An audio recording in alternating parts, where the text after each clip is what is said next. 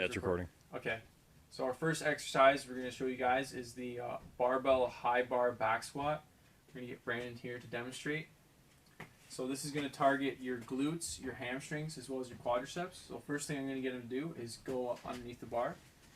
And he's going to want to have the bar resting on his upper traps. And as he unracks the bar, make sure he's squeezing his shoulder blades together to create a nice shelf.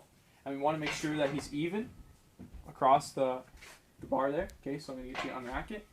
You step away from the bar. Make sure the weight is on your heels, looking straight ahead. Core is tight. Shoulder blades are pinched back together. And he's going to squat down until he hits parallel. And he's going to come right back up. So that was our demonstration of perfect rep there. We're going to have you do a couple more reps just to show. So notice his knees are tracking in line with his toes. His back angle is the same as the angle of his knees. There's no butt wink, or he's not getting posterior pelvic tilt of his pelvis. His core is nice and tight, lats are engaged, and his shoulder blades are pinched back. Okay, some common mistakes we have is the weight coming up off of your heels and onto your toes, which causes excessive dorsiflexion of the ankle. So see, the weight of the bar is actually not on his midfoot, and it's going to cause a lot of compressive forces on his knee, compressive and shear forces, which could cause injury. Okay. 2, 1. Another common mistake people have when they're doing the squat is actually their knees are going to cave in at the bottom. So that's a little excessive. Your knees might not cave in like Brandon's are. But again, that's just going to put a lot of excess stress on your knees. So when you're at the bottom of the squat, it's almost as if you want to imagine pushing your knees out and away. All right. Yep.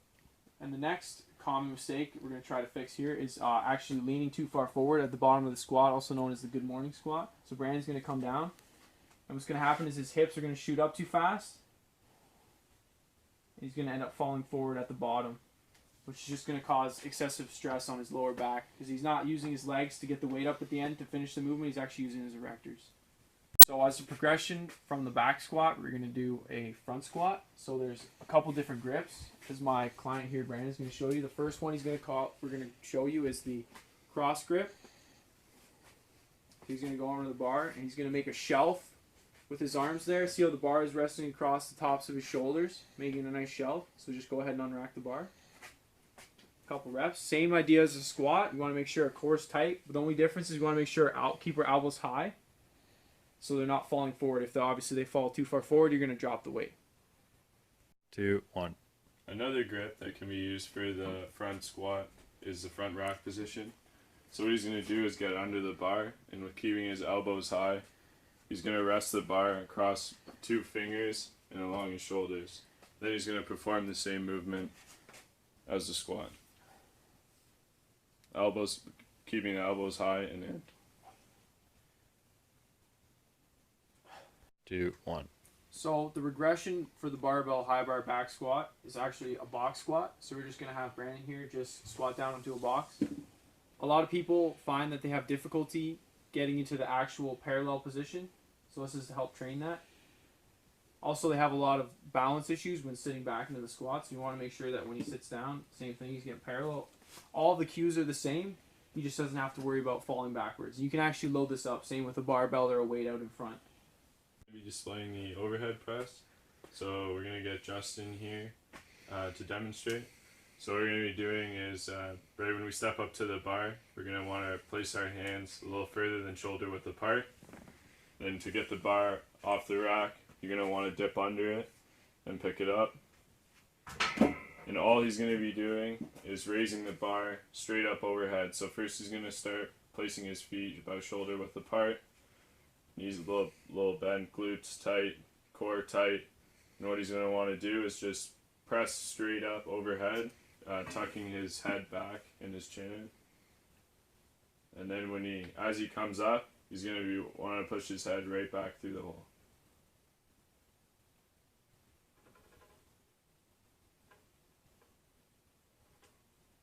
So now Justin's going to display some common errors with the overhead press. So the first one is extension in the low back. As he presses the bar overhead, he's pushing through his back because of the lack of mobility of his shoulders, which could lead to injury in the low back. So the second common error Justin's gonna display for us right now is pushing through the legs as you extend the bar up. So because he doesn't have the power or mobility in his shoulders, he's going to be pushing through his legs to get the bar off his chest. So progression to the overhead press is a one-arm landmine press. Now the reason this is a progression is because we're also working the stabilizers of the shoulder. See, as he's pressing overhead, he has to resist the force of gravity pulling him away, and has to make sure that he keeps that elbow nice and locked in and pressing overhead. This also addresses any muscle imbalances that he may have when doing the overhead press, as one hand might come up faster than the other, resulting in an uneven bar path. Now, regression from the overhead press is the seated or in a lunge position landmine press. So we still get all the benefits of the unilateral training, but we don't have to worry as much about balance. All the same cues apply. Keep the core tight. We want to make sure that he's pressing through his shoulder, just like that. 1. The primary muscle groups worked in all of these presses are the anterior and medial deltoid, as well as the triceps. 1. Alright, so Riley here is going to be demonstrating a pull-up for the strict form. We're going to get him to go to his full chin over the bar and then down into full extension. He's going to keep his core and glutes tight to prevent from swinging. The swinging motion is also called kipping, or using your lower body to aid in getting over. And you're going to engage the lats by pulling with your elbows. Alright, so some common mistakes for doing a pull-up are when you don't go through the full range of motion. It's just a half range of motion. The chin isn't fully over the bar and you're not going into full extension. For the second... Oh, okay. No, it's good. Another common mistake is kipping or aiding with your lower body to try to get over the bar. That's Riley's demonstrating here. Alright, so for a regression for a pull-up, you can do a chin-up, as Riley's going to demonstrate here. So this is taking some of the stress off of his lats and placing it on the biceps. I'm going to rep a couple out here. Alright, and for a progression to the pull-up, he's going to widen his grip, and this is going to place more stress on his lats. It becomes much more difficult the wider you go.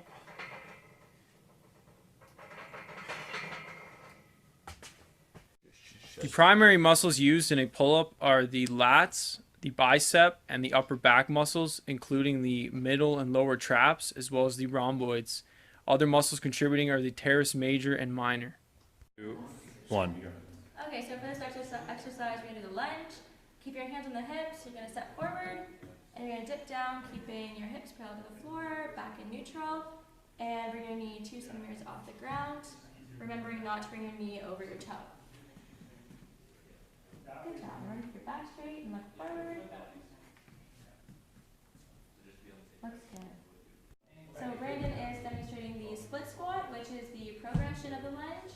So when he's doing this, he's going to keep his back foot elevated to a point that's comfortable, remembering not to touch his knee to the ground, and again, not having his knee come over his toes, just like that. 2, 1. So Brandon is demonstrating the regression of the lunge, which is the squat. It's more stable. What he's going to do is he's going to dip down like he's doing, keeping his back in neutral, looking forward, and he's going to remember not to have his knees come over his toe at any time. 2, 1. So the lunge is activating your quads and your glutes. When Brandon does this, we're going to make sure not to do the common errors, which is not touch his knee to the floor and to not have his knee go over his toe.